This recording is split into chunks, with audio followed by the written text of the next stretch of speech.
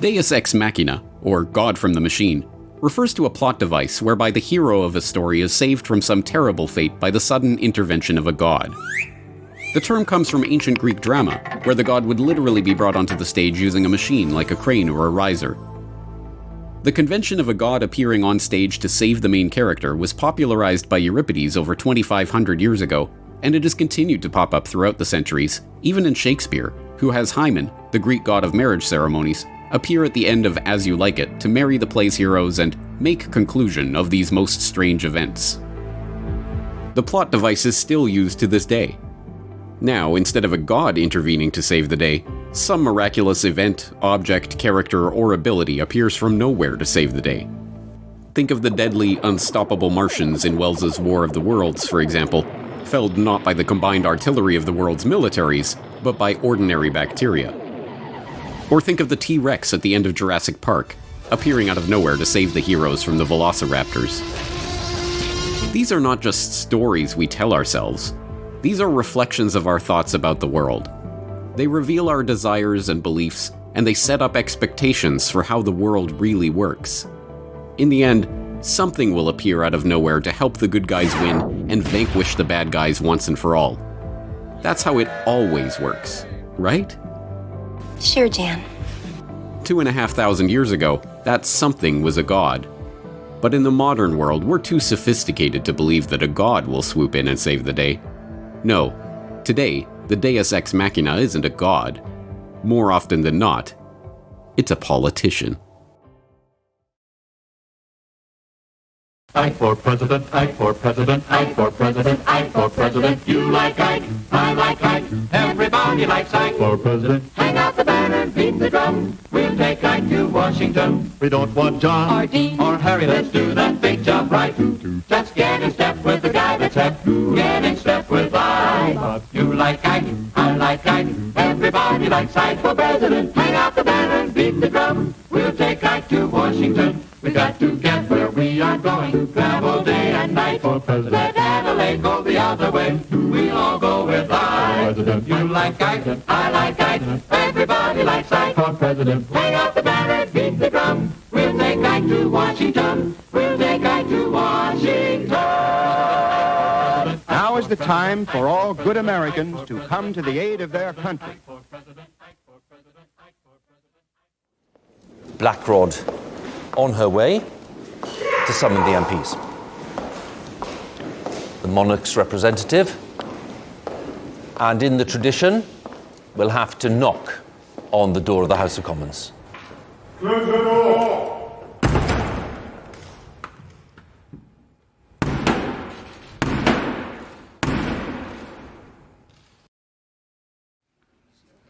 Mr. Speaker, the Queen commands this honourable House to attend Her Majesty immediately in the House of Peers. Since the age of kings and queens gave way to the age of presidents and prime ministers, an increasingly secular public has stopped looking for divine intervention to save the nation from calamity and instead begun praying for salvation from the demigods of the modern age, politicians. Every election cycle, the public hears how this politician will deliver the nation from its economic woes, or that politician will restore a country to its former greatness. In 1916, Woodrow Wilson was re-elected as President of the United States on the back of his popular campaign slogan, "He kept us out of war." But like all of the presumptive political saviors of the democratic age, in which popularity contests determine who seizes power and the public is swayed by the nicest sounding promises, Wilson too promptly broke his word. Just 5 months after his re-election, he oversaw U.S. entry into the First World War and gave his now famous speech assuring the public that getting the U.S. into war was necessary to make the world safe for democracy. Similarly, Lyndon B. Johnson won election in 1964, promising to limit America's involvement in Vietnam. Some others are eager to enlarge the conflict. They call upon us to supply American boys to do the job that Asian boys should do. But this, too, was just another swiftly broken promise by yet another political savior. Air action is now in execution against gunboats and certain supporting facilities in North Vietnam. Laughably, even George W. Bush won the election in 2000, promising a humble American foreign policy and a vow to only fight short, winnable wars with well-defined objectives. But I'm going to be judicious as to how to use the military. It needs to be in our vital interest, the mission needs to be clear, and the exit strategy obvious. On my orders, coalition forces have begun striking selected targets of military importance to undermine Saddam Hussein's ability to wage war. But this pattern is not just about war, and it is not specific to any particular country. Throughout the world, politicians have won elections promising to deliver the inherently undeliverable. What Australian could forget Bob Hawke's promise to eliminate child poverty in 3 years? By 1990, no Australian child will be living in poverty. And what Greek could forget when Alexis Tsipras was swept to power with a strong populist mandate to stand up to the European Union in the midst of the sovereign debt crisis? I want to thank you from the bottom of my heart for this great victory. I feel vindicated because the Greek people gave us a clear mandate to continue the struggle to raise up our people's dignity. Instead, Tsipras immediately sold the nation further into debt by accepting the terms of a punishing €85 billion bailout package that even Syriza's own members called a betrayal of the party's promises. One day ahead of an essential parliamentary vote to secure his country's bailout deal from Eurozone creditors, Greek Prime Minister Alexis Tsipras is here trying to quell a rebellion inside his ruling coalition.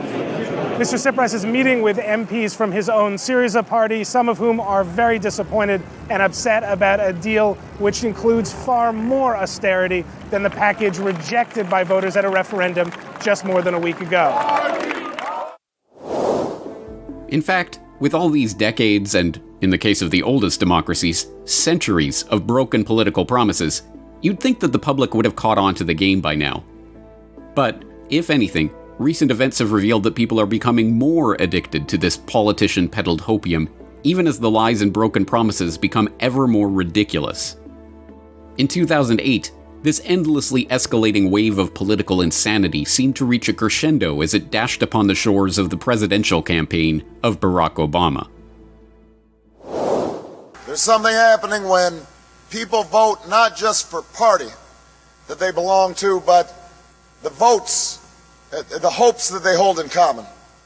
We are ready to take this country in a fundamentally new direction.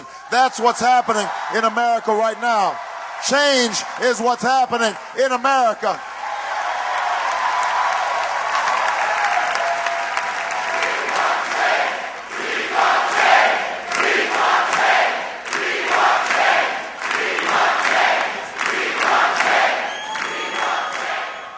It may seem ridiculous in 2021 that the mere words, "Yes, we can," and "hope and change" could have sold not just the American voters, but the people of the world on Barack Hussein Obama, a junior U.S. senator whose greatest legislative accomplishment up to that point was sponsoring a bill to rename a post office in Illinois.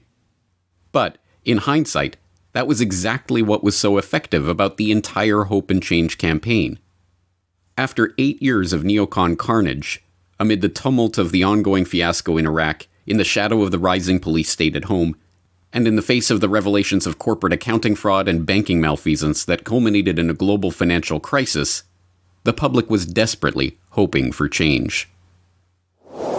We will remember that there is something happening in America, that we are not as divided as our politics suggest, that we are one people, we are one nation, and together we will begin the next great chapter in the American story with 3 words that will ring from coast to coast, from sea to shining sea. Yes, we can. Thank you, New Hampshire. Thank you. It didn't matter that Obama, like every other con man to swindle the majority of the population in the great popularity contest we call democracy, lied about every one of his major campaign promises. It didn't matter that he lied about closing Guantanamo. I have said repeatedly that I intend to close Guantanamo, and I will follow through on that. It is true that I have not been able to close the darn thing because of the congressional restrictions that have been placed on us. It didn't matter that he lied about ending the war of terror. And that is why, as president, I will make the fight against al-Qaeda and the Taliban the top priority that it should be.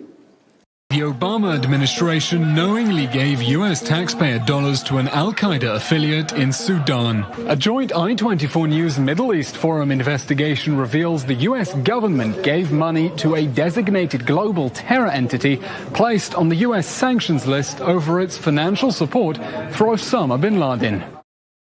It didn't matter that he lied about ending the illegal wiretapping of Americans.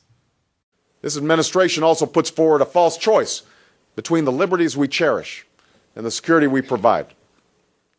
I will provide our intelligence and law enforcement agencies with the tools they need to track and take out the terrorists without undermining our Constitution and our freedom. That means no more illegal wiretapping of American citizens. I came in with a healthy skepticism about these programs. My team evaluated them. We scrubbed them thoroughly. We actually expanded some of the oversight, increased some of the safeguards. But my assessment and my team's assessment was that they help us prevent terrorist attacks. None of his broken promises matter, because it was never about any actual concrete action. If the mass hysteria that swept over the public in 2008 was about achieving tangible results, the Nobel Committee would not have awarded Obama the Nobel Peace Prize less than 1 year into his first term in office, while he was still waging wars in Afghanistan and Iraq and expanding Bush's drone war into Pakistan. The Norwegian Nobel Committee has decided that the Nobel Peace Prize for 2009 is to be awarded to President Barack Obama for his extraordinary efforts to strengthen international diplomacy and cooperation between peoples. No, it was never about action. It was about providing the audience of the political spectacle the scene that they were waiting for. The next political messiah is wheeled onto the stage, he waves his hand and makes everything better, and everyone goes back to their daily struggles for the next 4 years. The ritual is complete. Indeed, after thousands of years in which heads of state were worshipped as literal gods on earth, or, more recently, as divine appointees, it should come as no surprise that popular presidents and prime ministers are almost always portrayed with recourse to religious iconography. The common trope of photographing presidents with the halo of the presidential seal around them is nothing new. But even taking that history into account, the religious frenzy that Obama's appearance on the national political stage caused was, in retrospect, undeniably strange. Who is Barack Obama? Contrary to the rumors that you've heard, I was not born in a manger. I was actually born on Krypton and sent here by my father, Jor-El, to save the planet Earth.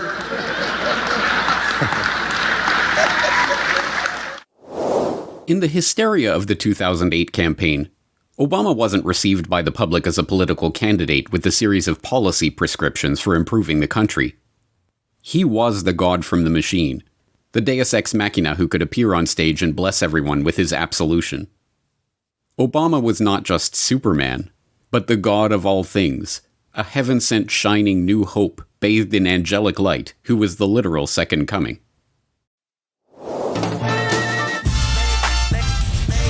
First of all, give an honor to God and our Lord and Savior, Barack Obama. And by the time the public finally snapped from their reverie and realized that, after all, Obama was just another politician.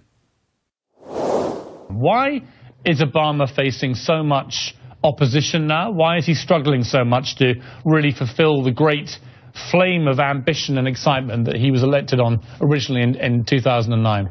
Well, you've touched on it to a degree. He made so many promises. We thought that he was going to be, I shouldn't say this at Christmas time, but the next Messiah. The former director of the Norwegian Nobel Institute says he regrets awarding the Nobel Peace Prize to President Barack Obama in 2009. He lied It's not subtle. He said there will be no spying on citizens who are not suspected of a crime. He lied. There is spying on all of us, and we are not suspected of a crime. Barack Obama is a liar. Can I make it clear? It was too late. Obama had already served his role as the next political savior, and having served that function, he could be discarded like yesterday's newspaper. For those who believed that the 2008 campaign was the apotheosis of the hope and change routine, this was the end of the line for this political charade. Looking at the process from a rational perspective, one could be forgiven for thinking that the public had learned its lesson, and that no politician would be able to bamboozle the public like that again, as long as the Obama legacy was in living memory. But this is not a rational process, and those who believed that could not have been more wrong.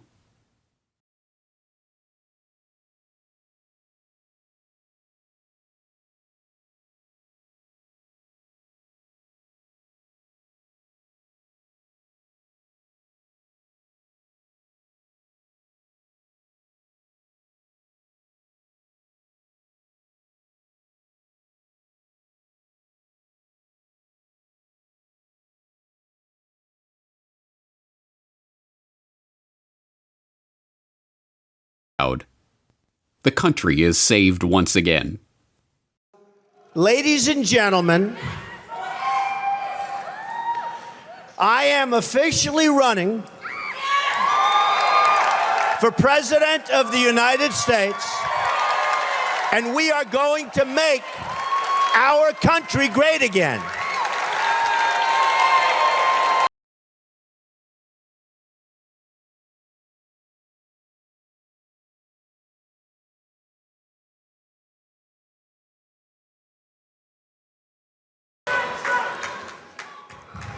It can happen. The next day, it was revealed that the scene was a literal stage play.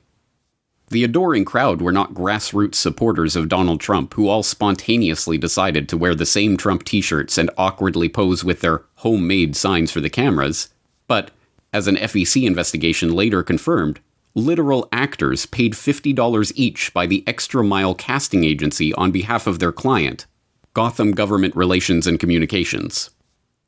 But it didn't matter. Like all the iterations of the President Messiah script that came before, Trump's Make America Great Again psychodrama was already having its intended effect on the population. In some ways, MAGA was a mere repeat of the Obama Hope and Change template. Here, too, candidate Trump promised the moon that President Trump steadfastly failed to deliver. He did not drain the swamp. And we are going to drain the swamp of corruption in Washington, D.C. We're here to celebrate the swearing in of America's new Secretary of State, Mike Pompeo. We are going to drain the swamp. President-elect Trump has named the former New York City Mayor Rudy Giuliani to lend his expertise on cybersecurity. It is time to drain the swamp. Gina is tough. She is strong. And when it comes to defending America, Gina will never, ever back down. I know her. He did not end the wars. And look at the mess we have. We've destabilized the Middle East, and it's a mess. A short time ago, I ordered the United States Armed Forces to launch precision strikes on targets associated with the chemical weapons capabilities of Syrian dictator Bashar al-Assad. Obviously, the war in Iraq was a big, fat mistake, all right? The consequences of a rapid exit are both predictable and unacceptable. He did not stand up to the medical-industrial complex. Just the other day, 2 years old, 2.5 years old, a child, a beautiful child, went to have the vaccine and came back and a week later got a tremendous fever, got very, very sick, now is autistic. I hope we're going to have a vaccine and we're going to fast track it like you've never seen before. Just like Obama, Bush, Clinton, and every other political savior of the modern era, Trump broke his promises at will, knowing, as a reality TV star who had long shown himself to be a consummate performer, that governing was not his real role in this stage play. He had come to entertain the audience and save the country, not deliver on promises. And, like the Obama-Messiah, Trump, too, took on the role of divine redeemer of the nation, second only to Christ himself. Somebody said to me the other day, "You're the most famous person in the world by far." I said, "No, I'm not. No, I'm not." They said, "Yes, you are." I said, "No." They said, "Who's more famous?" I said, "Jesus Christ."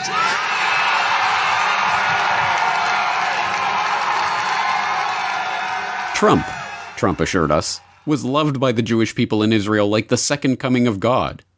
And once again, the president was being portrayed as heaven sent, a man chosen by God himself to lead America back to the promised land. And I shared it with him. I said, "Mr. President, I know there are people that say, you said you were the chosen one." And I said, "You were." I said, if you're a believing Christian, you understand God's plan for the people who rule and judge over us on this planet in our government. Unless people on the left attack Rick Perry, he pointed out to me, he believes Barack Obama was sent by God as well. He said for that moment and that time. He said he thinks for this moment and this time, Donald Trump was sent by God to do great things. Or, as the internet users who helped build the momentum for the Trump train during the 2016 campaign put it in their popular meme, Trump was the God Emperor, a Geotus who would smite the wicked and own the libs. All embrace me, it's my time to rule at last. 15 years have I been waiting to sit up on my throne. Yes, the Trump script seemed to be a mere rehash of the Obama script. But it was not. You see, this was not the same plot as Hope and Change. Make America Great Again had a more exciting storyline. In the MAGA stage play, the God from the machine was himself in trouble and needed saving from the powerful evil forces that were ganging up against him. And this time, the God himself would be saved by his own God from a machine. This script involved an incredible double Deus Ex Machina. The God that would save God Emperor Trump, however, was not a political figure at all, but a shadowy, anonymous entity. And the machine that delivered him was not a golden escalator, but an online message board. QAnon movement appears to be gaining a lot of followers. That a shadowy, anonymous figure. QAnon, a fringe conspiracy theory. Maybe it's the coffee before the storm. QAnon conspiracy theory is spreading around the world. They like me very much. Q's plan save the world. They're on the inside for the good guys.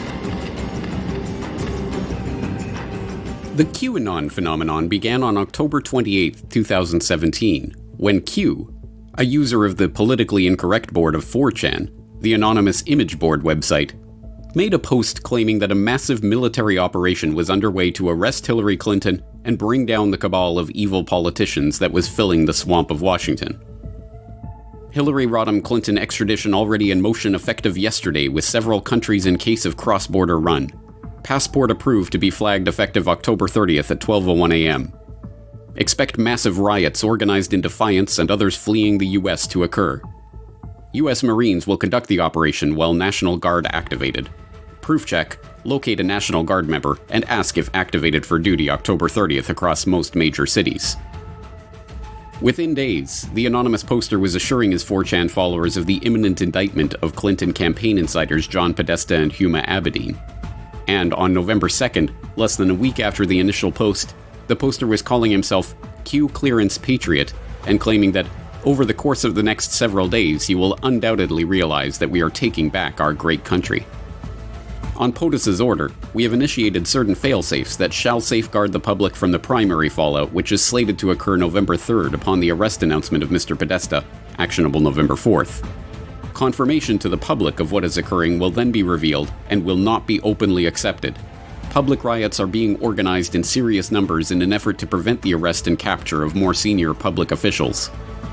On POTUS's order, a state of temporary military control will be actioned and special ops carried out. In every way, these early Q drops exemplify the QAnon phenomenon that it spawned. They pick up on the language and code words of classified government operations like Mockingbird and Q clearance. They pretend to impart insider information about high-level political events, even predicting specific events on specific dates, like the arrest announcement of Podesta and the beginning of a military coup. And they pose a series of vague rhetorical questions. Why does POTUS surround himself with generals? What is military intelligence? Why go around the three-letter agencies? That feel important without providing any specific knowledge or insight. It did not matter that none of this poster's specific predictions or declarations came to pass. Eventually, an entire movement would arise dedicated to reading, parsing, and spreading the gospel of this new god from the machine that they called Q. The good guys with control over the NSA began the Q intelligence dissemination program to invoke an online grassroots movement that came to be called the Great Awakening. It started on underground internet channels and then moved to the mainstream. The ironic thing was that when I started reading Q's posts, for me it was like, oh yeah, okay, sure. People who worship Satan in our government. I have to speak up again for QAnon and the importance of what I'm convinced is a military intelligence operation that is, for the first time, assisting us. He is someone that is very much loves his country, and he's on the same page as us. The truth is, I was so relieved that there were very obviously a resistance happening to the massive corruption that had been growing in our country for so long. The reason why people are grateful for my Q decodes is that Q gives people hope. As Q's notoriety grew, so too did the grandiosity of his predictions, promises, and pronouncements. Followers were told to expect false flags and that there would be fireworks, but that the president would be 100% insulated. They were exhorted to trust Attorney General Jeff Sessions and assured that February 1st, 2018 would be the day of days. They were promised a parade that will never be forgotten on November 11th of 2018. They were assured that Mark Zuckerberg was stepping down as chairman of Facebook. July 2018 would be the month the world discovered the truth, with Q asserting that there would be conspiracy no more. Of course, every one of these pronouncements was categorically wrong. But, as Q taught his followers to believe, disinformation is real, and disinformation is necessary. So these false predictions were in fact signs that Q was telling the truth. It didn't make sense. It didn't have to. All it had to do was fill the viewers of the unfolding political spectacle with hopium, the belief that this new god from the machine was going to swoop in with his Q clearance compatriots and save the day at the last moment. Remarkably, that belief persisted even after the last moment. And Q is having them focus on something over there while something over there is actually going on. That's the necessary part of disinformation. Donald Trump will continue to be the president of the United States for the next 4 years. There's no doubt in my mind. When I'm asked on a scale of 1 to 10, what's the scale that you put that Trump will be the next president, I say 10, without a doubt. What happened was we watermarked every ballot with what's called the QFS blockchain encryption code. In other words, we know pretty well where every ballot is, where it went, and who has it. So this is not a stolen election. On the contrary, we reversed the entire game of war along the lines of Sun Tzu, The Art of War. I just want to acknowledge, because I've gotten a lot of emails today from people who are feeling absolute desperation. They think that this thing is over and that President Trump is not going to be able to do anything to stop it. I want to remind you of Sun Tzu's Art of War. Make your opponent think you're weak, look weak, be strong. We've got 72 hours to save the Republic. It's not over until the fat lady sings. Wait until you see the election audit results. Remember, multiple states now are visiting Arizona. You think this is just going to stop with Arizona? No, this is where it begins. It isn't hard to see why Q became so popular. Like every good Deus Ex Machina, Q promised to deliver the audience of the current political drama exactly what they wanted. An entertaining, exciting, and satisfying resolution to the play, delivering the hero, Trump, from evil, the Democrats, just in the nick of time. It is not coincidence that "enjoy the show" and "get the popcorn" became favorite phrases of Q and the QAnon followers. This was, after all, just that. A show. A scripted drama designed to play on the psyche of the audience. But if this was a script, what was the point? It's easy to understand the presidential version of the Deus Ex Machina script. It keeps people voting and participating in a system that will continue on with an agenda regardless of who is occupying the Oval Office. But what was the point of the QAnon script? Who was the intended audience of this psychodrama, and what effect did it have on them? The clue comes in Q's constant exhortations for his followers to trust. Trust Sessions. Trust Grassley. Trust POTUS. Trust the plan. The terminology, as well as the methodology, of the Q operation evokes Operation Trust, a Soviet counterintelligence program in the 1920s that took over a pro-monarchist organization, the Monarchist Union of Central Russia. The Soviets used operatives within the organization to persuade members that they should not engage in militant activity against the government, because a plan was underway for internal anti-Bolshevik forces to topple the regime. Trust the plan. In this case, trusting the plan got members of the opposition either put on trial and sent to the gulags, or blackmailed into working for Soviet intelligence. Q certainly did pacify many with his constant entreaty to trust the plan. Q also rallied people time and time again to support the policies, operations, and personnel of the very deep state that they were supposedly fighting against. Suddenly, Jeff Sessions, Bill Barr, John Bolton, and other longtime members of the political establishment were the good guys in this elaborate drama. 99% of the agents at the CIA, FBI, DOJ, and NSA were patriots who served with distinction and thus needed to be supported. The decades-long neocon dream of invading Iran became, in the eyes of Q followers, a good and noble cause. But even beyond the pacification of those who would otherwise be resisting the government, the Q army of self-styled digital soldiers provided the very foil that the deep state needed to move to the next step of their counterinsurgency program: the crackdown on domestic terrorism. While QAnon has become tied to the president, it has also caught the attention of the FBI, along with a growing number of other fringe theories. In an internal memo, the Bureau warned some of those conspiracy theories will likely motivate some domestic extremists to commit criminal, sometimes violent activity. The FBI says January's riot at the Capitol was a turning point for the conspiracy movement QAnon, with some followers dropping out, disappointed that the promises of the person behind it, known as Q, haven't come to pass.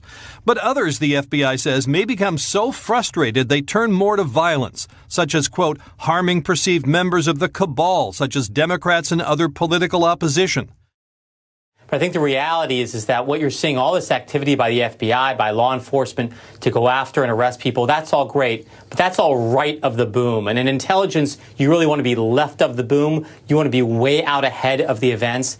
And I think we're going to have to reset our entire intelligence approach to these white supremacist militias, these dangerous ultra-nationalist organizations. I think we're going to have to look at greater surveillance of them. The FBI is going to have to run confidential sources.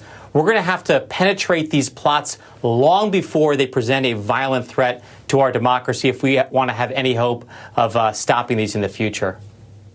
The demonstrators who infiltrated the Capitol have defiled the seat of American democracy. To those who engaged in the acts of violence and destruction, you do not represent our country. And to those who broke the law, you will pay. And now, after years of being told to get the popcorn and enjoy the show, the QAnon movement is slowly beginning to realize that they were had.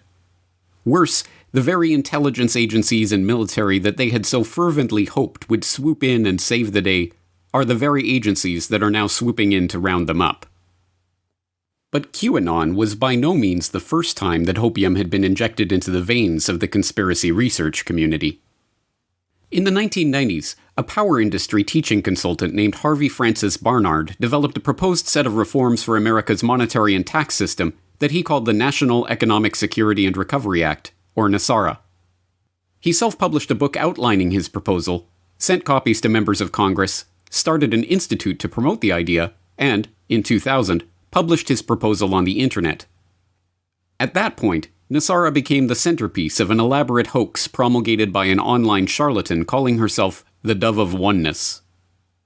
In this story, the NESARA bill is a miracle. It abolishes income taxes, forgives mortgages, zeroes out credit cards, and declares peace.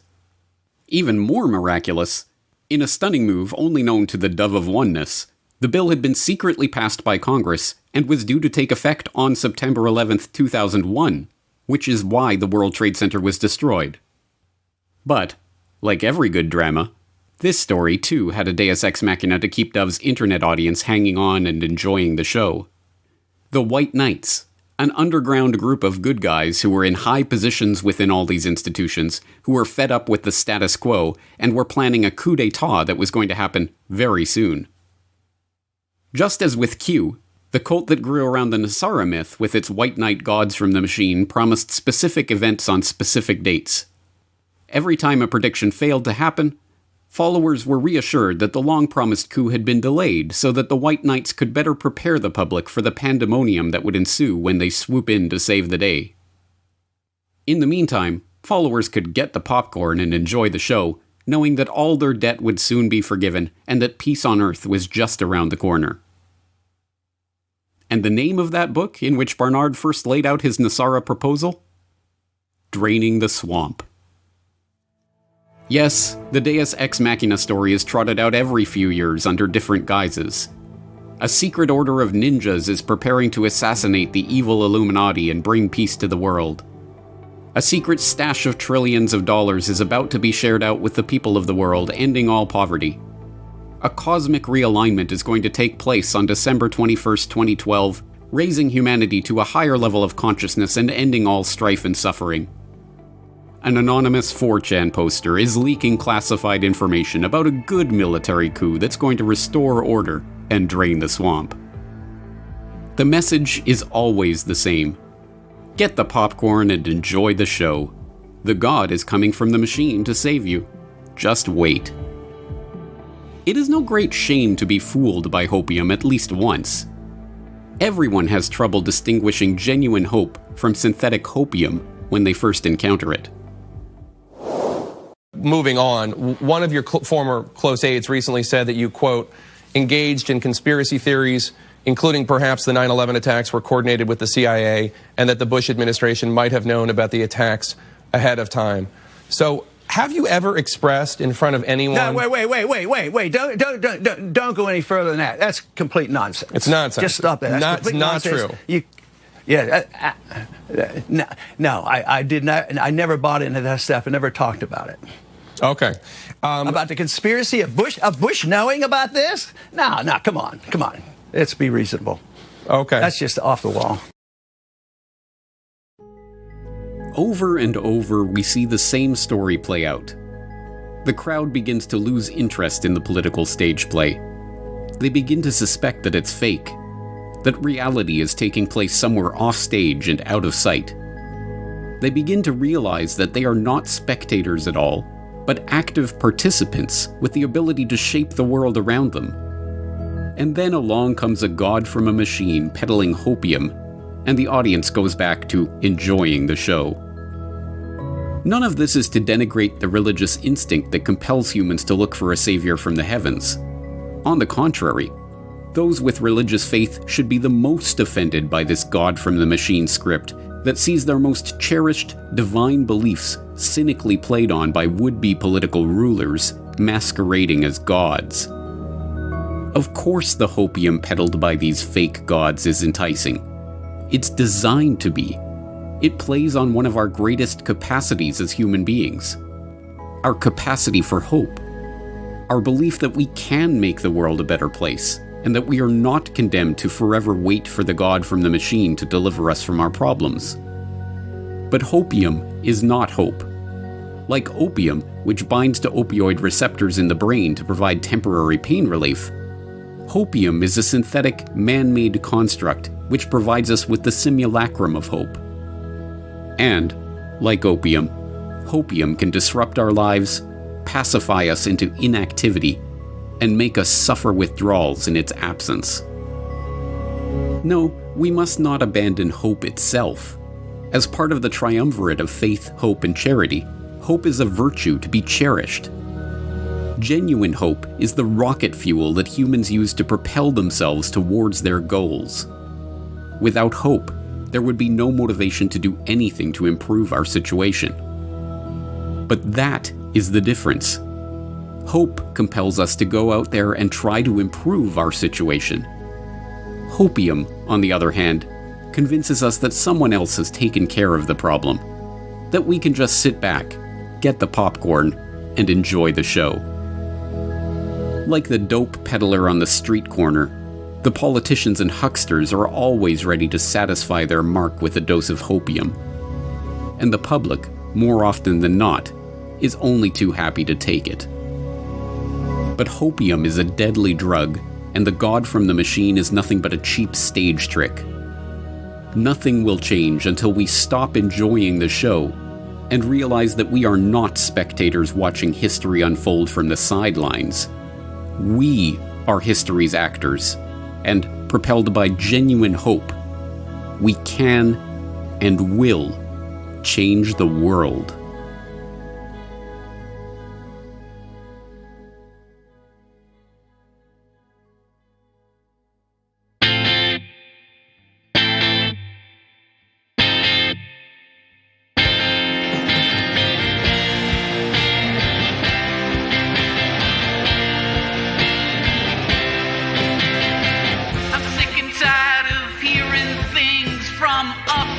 Short-sighted, narrow-minded hypocritics.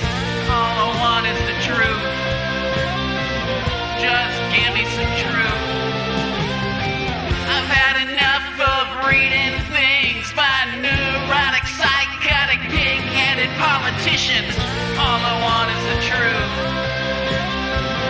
Just give me some truth.